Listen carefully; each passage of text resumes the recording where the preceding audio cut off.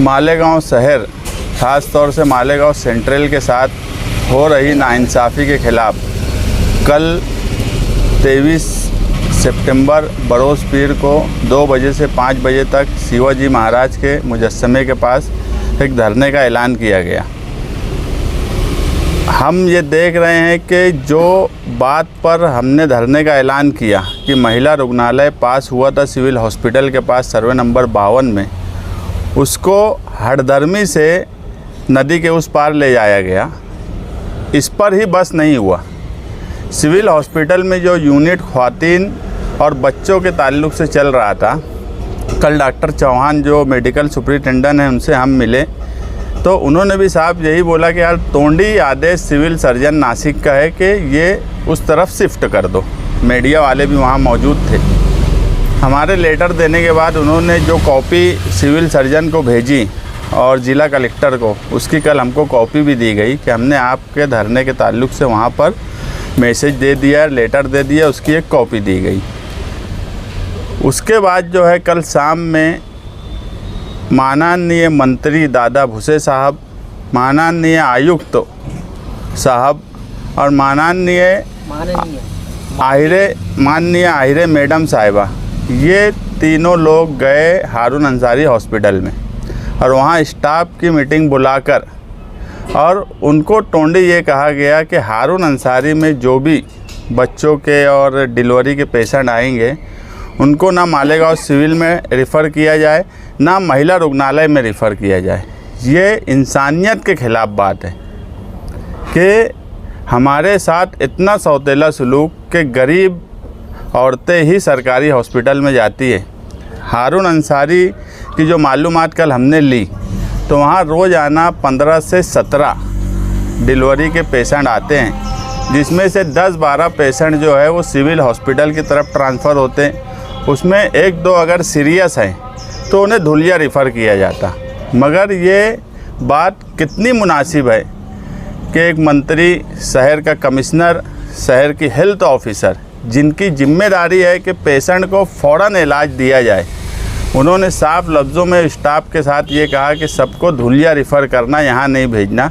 तो इसका क्या मकसद है कि लोगों का इंतकाल हो जाए, अगर लोगों को फ़ौरन मेडिकल फैसिलिटी नहीं मिले और उनका कुछ हो जाए तो इसका ज़िम्मेदार कौन होगा? इसकी हम मजम्मत करते हैं और हम यही चाहते हैं कि जो सिविल में यूनिट बच्चों का और ख्वातीन का है उसे वैसे ही कायम रखा जाए।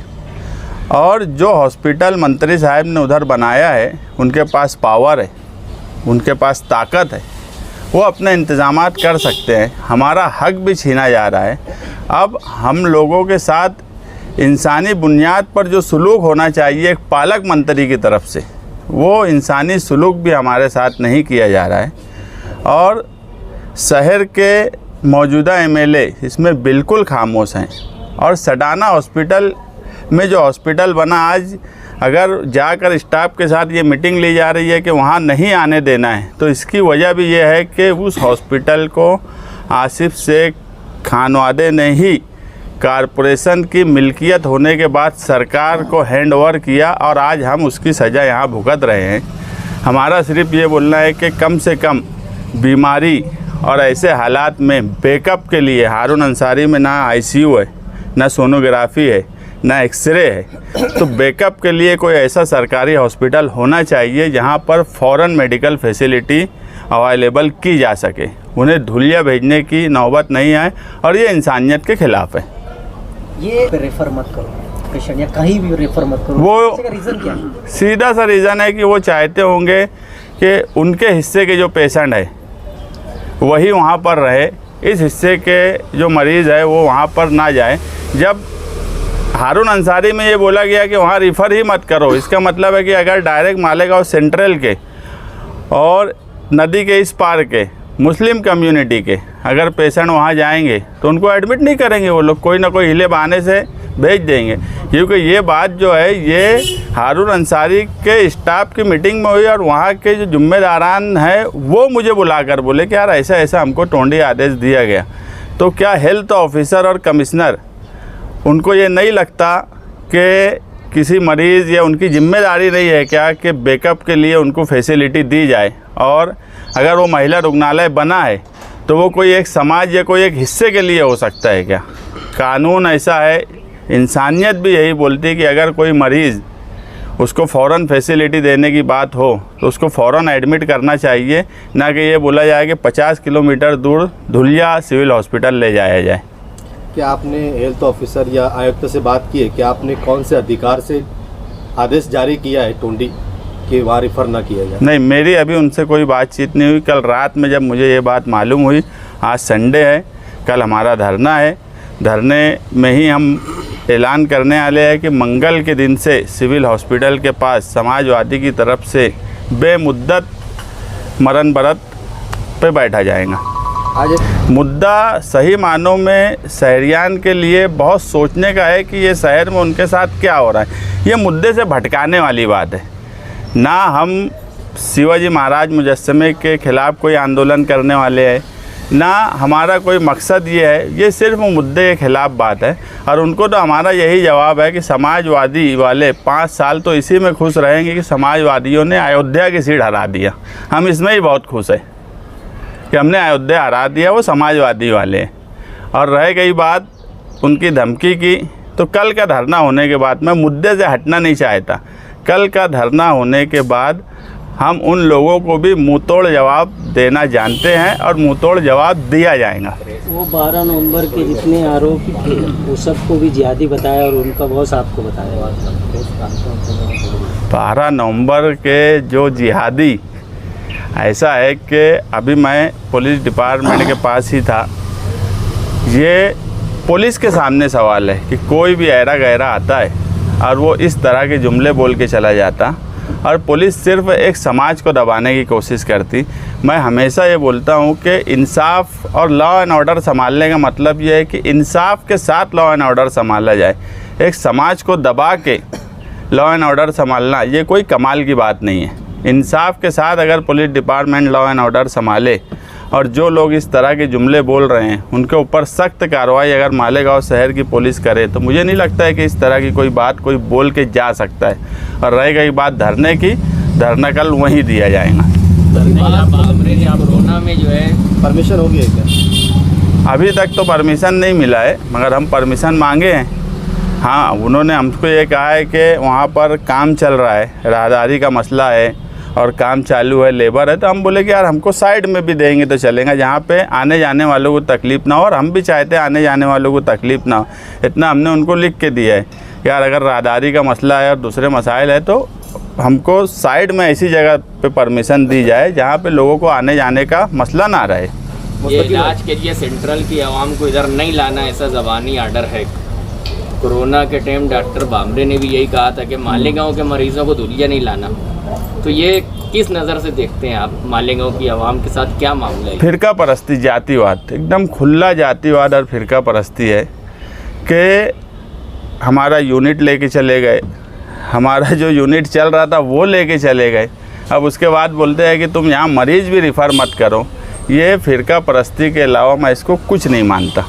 और दूसरी बात कि इंसान के अंदर इंसानियत होना चाहिए, बाकी सब बात अपनी जगह, मजहब, धर्म, ये सब से हट के इंसानियत इंसान के अंदर होना चाहिए, जो कि आउटर के और आज आउटर के दबाव में जो लोग हैं उनके अंदर इंसानियत नहीं बची।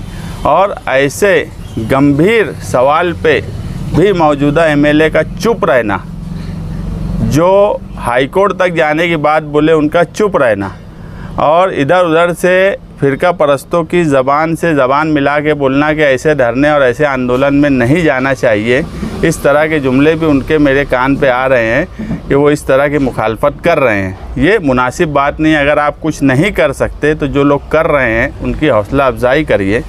आपकी जिम्मेदारी थी, वो जिम्मेदारी नहीं निभाई आपने, ये आपको मानना पड़ेगा। और ये सवाल जो है ये मालेगांव शहर के गरीबों का सवाल है, और जहाँ पर मालेगांव सेंट्रल के और नदी के इस पार के गरीबों का सवाल आए वहाँ भी खामोश रहना ये कोई हिकमत अमली नहीं है, ये बुज़दिली है। तालीम, सेहत, साफ़ सफाई, ये कोई भी लोकल बॉडीज़ का पहला काम होता है, बुनियादी काम। अब हारून अंसारी अस्पताल में सोनोग्राफी नहीं है, एक्सरे मशीन नहीं है, तो ये सब चीज़ वहाँ दस्तयाब करवाना चाहिए ना। तो आप इसके लिए क्या करेंगे आप?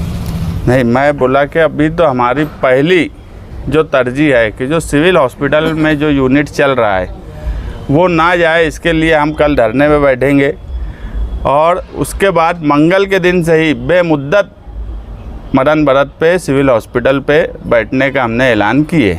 मुस्तकीम भाई, आप बोल रहे हैं कि एमएलए बाईए के पालक मंत्री मालेगांव मध्य की जनता के साथ फिरका परस्ती कर रहे हैं और मालेगांव की कुछ लोग उनको सर पर बिठाकर नाच रहे हैं। ये तो अपने मतलब से है, सिर्फ मालेगांव सेंट्रल के साथ नहीं, उनके जो उनका मतदार संघ है उसमें रमजानपुरा आता है, जो पूरा गरीब बस्ती है, मालदा आती है, दरेगांव का हिस्सा आता है। उन्होंने अब ये सारे लोग, तुम्हारे रमजानपुरे के लोग भी सिविल ही आते थे, ये सारे लोगों को महिला रुग्णालय में कौन से कानून से और कौन से अधिकार पे वो मना कर रहे हैं, और जो लोग सर पे बैठा रहे हैं तो आने वाला वक्त आवाम उनको सर से उतार भी देने वाली है। देखो, आवाम से ही लीडर बनता, और जब लीडर आवाम का ही नहीं होगा तो मंत्री को लेके घूमते रहेंगे। नासिक सिविल सर्जन से मुलाकात को लेकर कुछ सोचा है क्या? नासिक सिविल सर्जन से मुलाकात करने वाले हैं। मंगल के दिन जब हमारा मरण भरत चालू होगा उसके बाद हमारा एक वफ्द मिलेगा। हम कल अबू आसिम आज़मी साहब से भी बात किए, उनको भी आज एक लेटर उन्होंने बोला पूरा बना के भेजो, ये सब गलत हो रहा है, उनको भी हम लेटर भेजने वाले हैं। हम हर महाज पर किसी भी तरीके से हम यही चाहते हैं कि ये सिविल हॉस्पिटल का जो यूनिट है वो किसी सूरत में उस तरफ ना जाए, वो ऐसे ही कायम रहे। महिला रुग्णालय की ओपनिंग में रमज़ानपुरा, जिसको उन्होंने वंचित कर दिया वहाँ की सुविधाओं से, 100 से ज़्यादा रिक्शा भर के महिलाओं को प्रोग्राम में ले जाया गया। 150 रुपये में प्रोग्राम के लिए, मतलब रमज़ानपुरे की औरतें चलेंगी लेकिन इलाज के लिए नहीं आना चाहिए। प्रोग्राम के लिए अंसारी हॉस्पिटल में जाकर ये क्यों बोला गया कि आप वहाँ रिफ़र नहीं करना? इसका सीधा मतलब है कि आपके अंदर इंसानियत नहीं बची।